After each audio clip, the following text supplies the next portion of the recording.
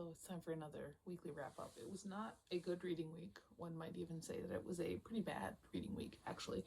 I read 2 New Yorkers and 2 books, and that's it. And I know that for a lot of people, that's that's a lot. That's a good chunk. For me, that's not. It's not. First up, I did also watch a movie. I watched a movie this week. It was bad. I watched The Nun, and it's as bad as everybody says it is. It's very boring, honestly. I watched it mostly because it's Taissa Farmiga in it, and I watched a lot of American Horror Story as a teenager, and I was like, all right, sure. But the whole time I couldn't stop thinking about like the Mr. Gigi video where he just fucking Mary points the way, and I'm just like, oh god, it's really bad. It's really bad. It's really boring. It's not worth it. There was a couple of half decent scenes, and I liked Frenchie, but overall, it is as bad as everybody says that it is. Then the first New Yorker that I read was the October 7th New Yorker, and it was pretty average for me. I liked Waiting for Paddington was a good Shouts and Murmurs. The Shouts and Murmurs are generally half decent, so that was, doom scrolling was interesting. It is about social media and teen suicide and stuff like that. And the one thing about this one though was like, I understand, the mechanics of addiction, but there is a certain sense of personal responsibility that has to be taken at some point, like, or even like if we're talking about children and teenagers, like take away their fucking phone. Anyway.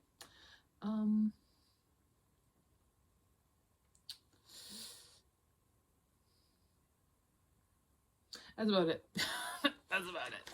That's all about it. That was the only thing that was really of any note to me personally. I did read Ghost Mansion by J.N. Williamson. This one was nuts in like a really fun way. I really enjoyed it.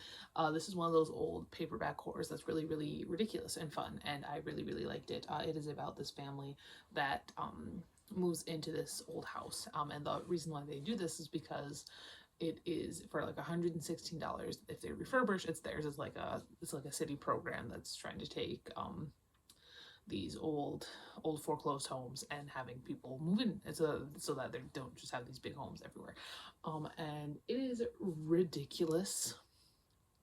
To give you a little bit of an example of how ridiculous this book is, one character, I'm not going to say who because I don't want to spoil it, not that any of you are going to go out and read Ghost Mansion, but on the off chance you are, one character is murdered, from these ghosts in this ghost mansion.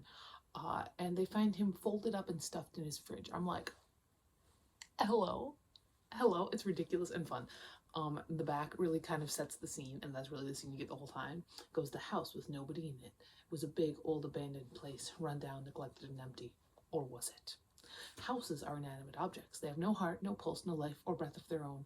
They cannot hurt or harm, terrorize or kill, especially if they're empty, except if they're the Ghost Mansion. Oh, so fun. So fun. This is one of those ones that is just really ridiculous, like Bad Moon Rising or Revenge of Taurus, where it's not like technically probably very good, but in general, it was very fun, and I very much enjoyed reading it. I gave it 5 out of 5 stars. This is what I'm looking for when I'm reading the old, like 80s, 90s horror paperbacks. This is shit like Ghost Mansion. So there's that. And then the other one, I read the November 18th New Yorker, and this was the first New Yorker where they were really able to put out a lot of stuff about the election, with time to do so. So that's what most of this was. I'm like, I would rather read about other things,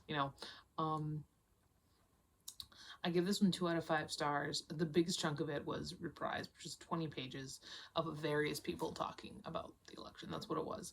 I really like the fiction. The fiction was by Han Kang, who did the Vegetarian, which I haven't read, but I've heard a lot of good things about, and it was really good. And I think whenever fiction does anything about like snow or winter, especially now that I'm reading it in the winter, it's December 15th, it really has a lot for me personally as somebody who lives in North Dakota.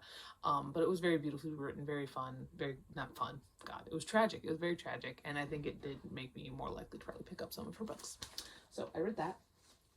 Interesting pairing set in those two.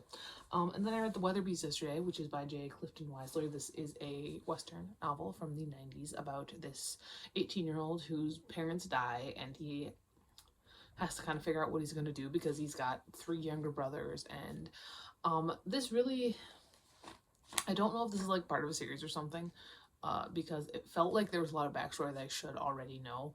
But Goodreads didn't say it was part of a series or anything, so it could just be that the author was not very talented. But no, it was exactly what I expected it to be. I didn't hate it, but it wasn't, I didn't like it either. I gave it 3 out of 5 stars. It was okay. It felt very episodic. It did not really feel like there was any sort of real through line for a plot. I mentioned that plot. That's just what it says like on the back. That's not really what the book's about. It just felt so unfinished, honestly. Like you were just plopped in Jake's world for a couple of days and you're like, all right, that's enough. And then we just left and I was like, okay, what's the point? So I gave it 3 out of 5 stars. So there's that. That is what I read this past week. For what I'm getting rid of, I will get rid of the Weatherbees. I'm getting rid of the Weatherbees. Everything else, I suppose, I will keep because I don't really tend to get rid of movies until I do a big clean out. So there's that. So now for what I received. It was not a huge week. It's not as big as last week, thank God. I did receive 4 books. The first one, I did get volume 3 of Banana Fish by Akimi Yoshida. I have not actually started reading the series yet. I did start watching the anime back when I still used streaming services. I started watching it on Amazon. And it was, I mean, it's a good anime. It's a very classic story. At least for anime situation, it is about this it's hard to explain. So this kid who was a basically trafficked as a child, and he is now like 18, and his older brother comes back from war and he realizes that there's something weird going on there, but then there's also this Japanese kid that comes in, and it's hard to explain. It's very tragic, so I got that. And then also finally my pre-order came in a week late, Wind and Truth by Brandon Sanderson. I have read the first 2 books. I haven't read books 3 through 5. 3 through 4, I guess 5 now. I read the first 2 books twice, actually. I read them when I was just out of high school and I didn't like them very much, and I read them recently. I read like 1 this year, I read 1 last year, and I really enjoyed them, but I wanted to pick this up like as soon as it came out, just because I'm like, I just want to have it, because now I do own all of them on hardcover. That is my new thing with Brandon Sanderson. I'm not getting those crappy paperbacks anymore. So I do have Wind and Truth. I did pick that up. Then I also picked up The Woods All Black by Lee Mandello, which is a novella. This guy wrote Summer Sons, and I loved Summer Sons. I thought it was honestly one of the best books. One of the best horror books I've ever read. It's beautifully written. So I figured I would pick up his other work. I know he's got 1 other book that I do not have, but I figured, you know, 1 at a time. I'd also like to get another copy of Summer Sons that is like a hardcover, because I had a paperback, so I got rid of it. I want a hardcover, so I got this.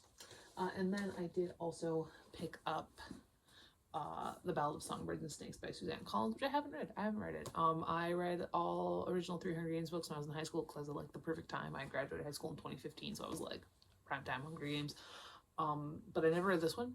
And I would like to, because I'm interested in the Haymitch one that's coming out next year. So I figured I would pick up and read this one. So that's what I received. Currently, you know, I finished my TBR for December. At least in terms of books. The Weatherbees was my last book on that, so I get to kind of pick what I please from there. I only have a couple of New Yorkers left, which is great. I have a lot of movies left that I should watch, but there are no real consequences for not finishing a TBR, TBW until January. So I hope to watch all these movies over Christmas break. That would be great, but we'll see. But yeah, that is everything. I'll talk to you later, and goodbye.